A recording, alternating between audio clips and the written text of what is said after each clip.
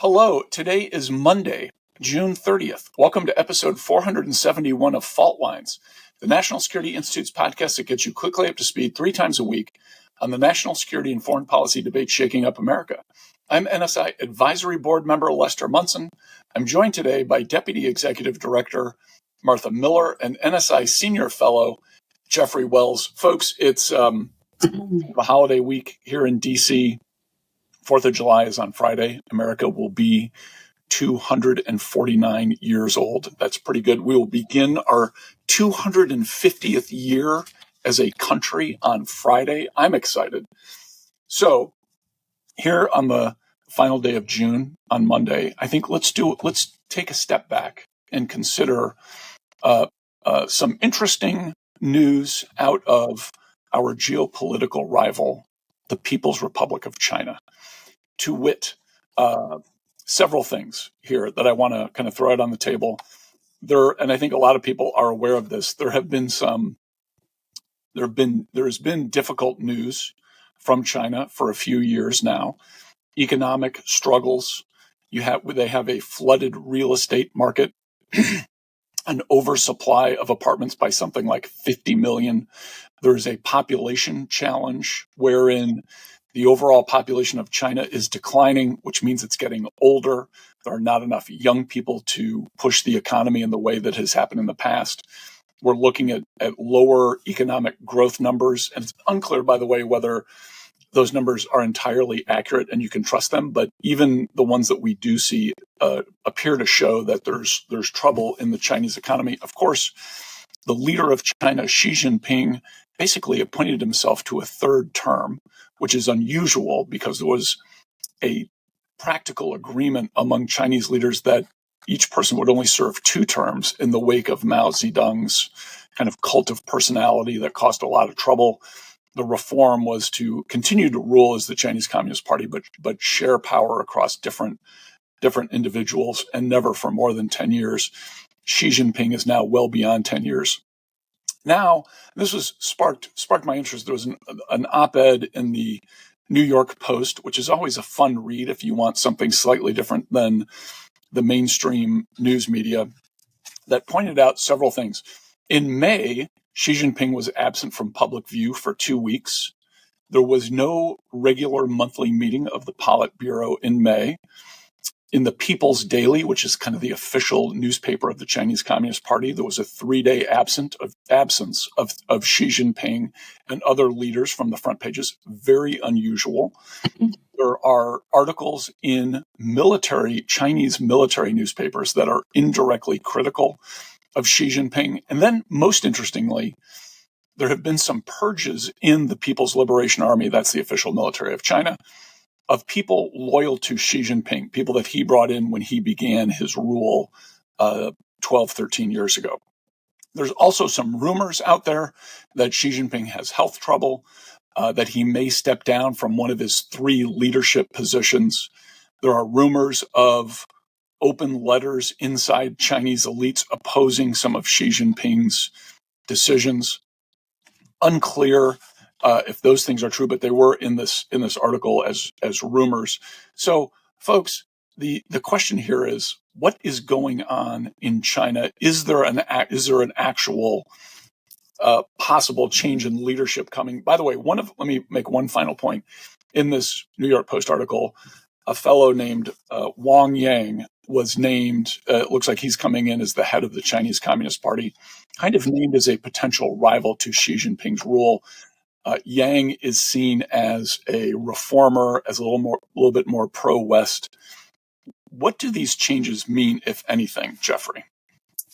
So, it is very interesting, and I'm going to take a unique position here because this one seems a little less obvious to me. Xi's a busy man. He deserves a vacation. It's been a busy and tough year, especially with 3 jobs and with the tariffs. I'm sure that he needed some time away to think about where to go next. But a 2-week vacation at a time when dozens of heads of state were in town, isn't really just a scheduling hiccup. It is a signal that there is some sort of internal faction going on. And whether this absence stems from health issues or a deliberate display of control or this is a quiet palace intrigue, it does highlight the opacity and fragility of top-level succession politics in the CCP. What's not unusual is that the CCP has historically used controlled retreats of their leaders, like Mao's Lushan Conference seclusion in 1959, as a testing ground for loyalty and a purging mechanism. And so, as you mentioned, there are purges going on. Perhaps these folks that he brought in were not quite as loyal. Perhaps this is Xi's moment to really see who's on his side during this tough time, this tough economic time, this tough socioeconomic time inside of China. So even if the interesting piece though is even if Xi emerges unscathed after this, the very fact that rumors could circulate and things could be published so wildly reveals a lingering undercurrent of uncertainty in China. And I think for anyone that's tracking Beijing, we really need to look beyond just the words and look beyond kind of the typical headlines that are coming out of China to see what's happening there. Because something unusual is happening. Exactly what, I'm not sure. Martha, welcome your thoughts on this, and let me throw out what could be a bit of a challenge for you. We like to look at everything through our swampy Washington lens. At least I know I do. What does Trump mean? What does the U.S. mean? What is this? How has American politics affected everything that's going on in the world? We kind of look at everything that way. So I'm just going to go ahead and try this on you. China has been basically allied with Iran and its proxies. They've got some sort of crazy non-hostility deal with the Houthis. While the Houthis are attacking Western shipping, they're not attacking Chinese shipping. Iran obviously now as President Trump says, its nuclear weapons program has been obliterated. Maybe it has been. Maybe it's just been severely degraded. In any case, Iran is back in a corner. They don't have nearly the capability they did a year ago. Certainly their proxies don't. So China looks a little foolish in lining up with Iran. And then this amazing thing happens after the Iran-Israel peace deal ceasefire that Trump has arranged, which evidently is still holding. President Trump says, well, I'm going to let Iran sell energy supplies to China. That's fine with me. So here's President Trump throwing a bone to Xi Jinping. Is he trying to prop this guy up? Is he trying to give him a little lifeline while he's got this existential struggle back in Beijing? What's going on here? I love the possible conspiracy theory here. Or maybe it's not a conspiracy theory. Look, I mean, I think it's very interesting, to Jeffrey's point, no matter what, if, whether this is a loyalty test or for real, we are, seeing China in a weakened situation, right? Like, even if this is, all made up to suss out who is not loyal to Xi Jinping, to President Xi, it doesn't matter because it means that he cannot assert himself on the world stage the way he typically has. So this actually has come at a very interesting time with what has happened with Iran. Xi did not come to their rescue. They didn't send any munitions Iran's way. They didn't offer a lifeline. She was not really in a position to do so. And certainly if this stuff is real, there will be a lot of uncertainty going forward, not just for China's allies, but also for us. And a lot of times when China has had these kinds of leadership vacuums or crises, it means that there's less predictability. It means that things actually could be more strained and potentially more, really just less secure for everyone involved, because it could mean less predictability. for the United States, for everyone who deals with China. So yeah, like I think it's plausible. Maybe 20 years from now, we can see some declassified information and find out the answer to your question. But certainly stability is better than crisis.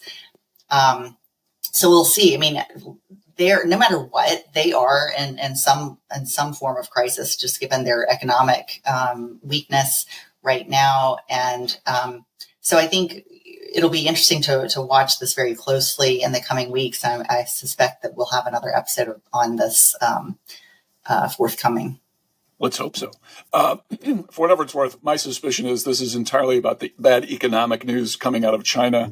They were on a growth pattern for a couple of generations. Now they're hitting the skids on economic growth. That invariably produces political turmoil in a country, and we're seeing it manifest inside the elites of the Chinese Communist Party.